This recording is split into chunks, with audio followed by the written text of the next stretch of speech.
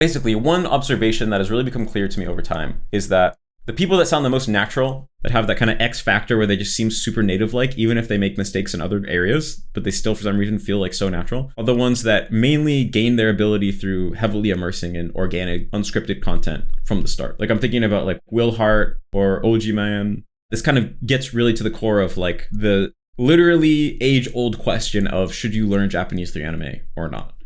Which I've gone through so many different layers of depth to, but I'm kind of evolving my answer. Basically, scripted content, I think this goes beyond anime. Scripted content is inherently somewhat unnatural.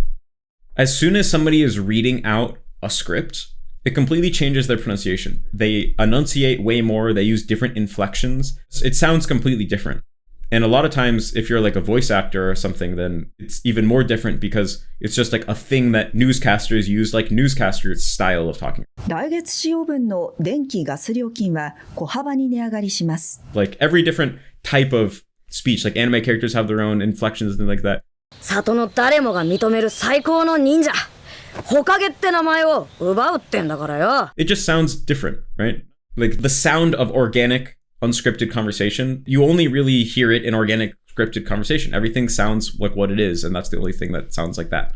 There's this pronunciation that's, I think, honestly the biggest thing, but the grammar and vocab shifts as well, because it's very hard to write a script that truly sounds like an unscripted conversation. It's a skill that you have to train, and some people have trained it really well. You know, sometimes there's really good movie script writers that can really write a conversation that feels like it was a real conversation, but most of the time they don't. And so the grammar tends to be a little cleaner. The whole thing is just not as messy and chaotic as real, true, unscripted speech. So that's basically the issue here, is scripted content, it doesn't sound exactly like natural unscripted conversation. And so the straw man version of this whole argument is basically that because of this, if you learn Japanese through anime, you're going to sound like Naruto when you're speaking. And you're going to be saying datebayo at the end of all your sentences. And you're going to call everyone omae, and you're going to speak super impolitely. And it's just going to be super cringe if you learn from anime, right? Like I think there was a really famous video by Koichi from Tofugu back in the day of like, you can't learn Japanese through anime. And he's basically making this argument. Even if it is technically possible to learn Japanese through anime, it's not worth it, trust me. First of all, who needs 20 different ways to say, I'm gonna kill you, don't underestimate me, and I will be the pirate king? Kind of a silly, exaggerated argument in this case of like, oh, you're gonna sound like an anime character if you learn from anime, right? And so I have this video that has a decent number of views on my channel from way back in the day, where I'm basically arguing against this kind of straw man form of the argument of like, first of all, there's lots of different types of anime. A lot of anime has language that's actually pretty close to being natural. And if you watch a big variety of anime, you're going to get a sense of like what's more natural and what's not more natural. Plus, in reality, you're not going to learn 100% through anime. Even if you learn 100% through anime and then you immerse in natural content, you'll go on to develop a sense of what's natural and what's not. And you can tune the way that you speak to sound the right way, right? Even if you learn initially through anime and then later you go and just watch a bunch of YouTube and stuff like that, you'll figure out, okay, this is what people actually sound like. And then you'll be able to adapt. Oftentimes very overblown, this idea of you're going to learn through anime, you're going to sound like a giant cringe anime character. Obviously, that's not the case. But at a more higher level, there are some things to take into consideration. And that's generally this idea that order matters. This is kind of touches on the idea that I was talking about at the end of Finn's question of like, yes, of course, you can always change the way that you speak later. But the very first domain that you get really comfortable with is probably always going to have a deep level of influence on the way the language is formatted in your brain. And it's going to be very hard to 100% remove this influence. The analogy to this is kind of like you can't really easily change the first floor of a skyscraper because you have all the other floors built on top of it. The whole language is kind of a structure in your head. And this kind of gets also the age of acquisition stuff we were talking about of like, basically there's studies you can do that prove that the order at which you learn things changes the way that they're formatted in your brain. The words that are learned earlier, they're forgotten later. They stick around longer even when you start getting dementia. They're the words that you forget the latest. In a way, they're kind of more central in the network in your brain. Order is really important. And I think it's something that's overlooked. We talk about the ingredients, but we don't talk about the order of the ingredients. But if you think about baking a cake, right? You can't change the order around. You can't like just put in the ingredients, put it in the oven, and then mix up the batter afterwards. It's like you need to mix the batter first before you put it in the oven, or the final result's going to be completely different. And this is true on like every part of the process. So there's, obviously input has to come before output. I think listening should come before reading. And with this effect of the order you learn words, like I think this isn't just for individual words. I think you should abstract this out to everything in the language in terms of what registers, what combinations of word, what grammar patterns. The ones that you learn first and get more familiar with first are always going to be more central in your brain What this all kind of means is that the first domain you get really familiar with will always have a lasting effect on your output. So if you learn through anime, you'll always probably have unnatural anime Japanese popping into your head, and you'll have to perpetually suppress them. And this is my experience. When I'm really have my guard down and I'm just chilling with my girlfriend, a lot of times I will end my sentences with ze, or just like sound things that sound like a cool anime a main character would say. And there are also probably subtle things that you can't really suppress. The things that are the hardest to erase, like you can change what words you say. You can just know don't add ze anymore because it sounds like an anime character. But there are a lot more subtle things, which is just the pronunciation. Like the way that anime characters sound just from a purely pronunciation level is very different than the way that people speak Japanese unscripted way. Basically, anime voice actors have to be trained in order to learn how to sound like that. That style of inflections and enunciation is what you learn first. Then in some part of your brain, that's always going to be like the base pronunciation of how Japanese is. And then everything else is like an alternate register that's like a variation of the default.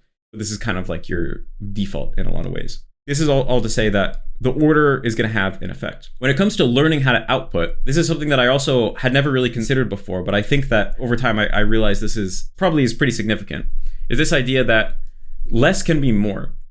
The way that Will Hart seems to have getting really good at Chinese is first you just master the domain of everyday life, and then you start outputting. And the benefit that I've been talking about for the last kind of year is that this allows you to start outputting more quickly, because when you limit the domain, you get good at that domain more quickly, you can start outputting earlier. And then there's all these other benefits of outputting, like it boosts your identity motivation, subtly, like on an unconscious level, pay more attention to your input, you get certain feedback loops going. But there's a bigger benefit that I kind of only realized for the first time when I sat down and really think about this, which is that when you only know what you should say, you can say whatever comes to mind. So basically, if you learn from anime first, and that's how you build up your familiarity, and then you go to start outputting, there's all this Japanese that exists in your head that you shouldn't say, but it's going to be coming up anyway, and you're going to have to be kind of like sifting through it. Now, already there's going to be English popping up in your head whenever you start learning how to output, and you're going to have to swatting the English away. But now you're not only having to swat the English away, you're having to swat the wrong Japanese away too, which I think is even harder in a way because they're harder to separate.